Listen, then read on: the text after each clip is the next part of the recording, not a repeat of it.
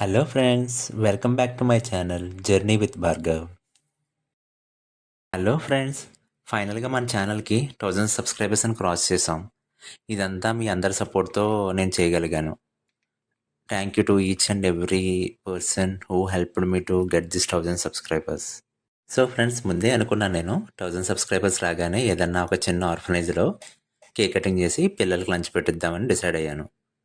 So అందుకే ఈ జీవన్ స్ఫూర్తి అనే ఆర్ఫనైజ్ని సెలెక్ట్ చేసుకున్నా. పిల్లలతో మళ్ళీ తీద్దాం. పిల్లలంతా సెట్ అయిపోయి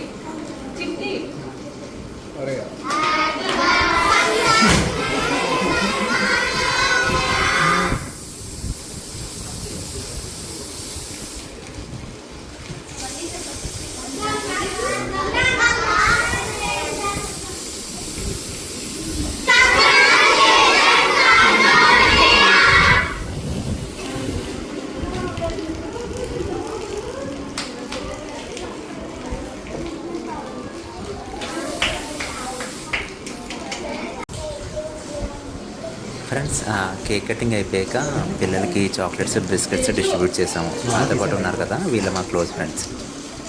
సో చాలామందికి జనరల్గా ఒక ఒపీనియన్ ఉంటుంది, ఇలా ఆర్గనైజెస్లో కేక్ కటింగ్ లేదా బర్త్డే సెలబ్రేషన్స్ ఇవి చేసుకుంటే ఇక్కడ ఉన్న పిల్లలకి వాళ్ళకి ఫ్యామిలీస్ లేవని ఫీల్ అవుతారని చాలామంది అనుకుంటారు.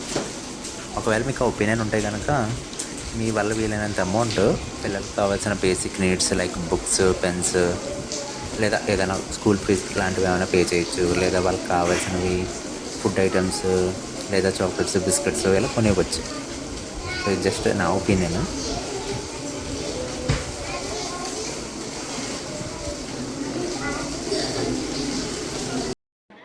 లంచ్కి అయితే ఈ ఐటమ్స్ ప్రిపేర్ చేయించాము.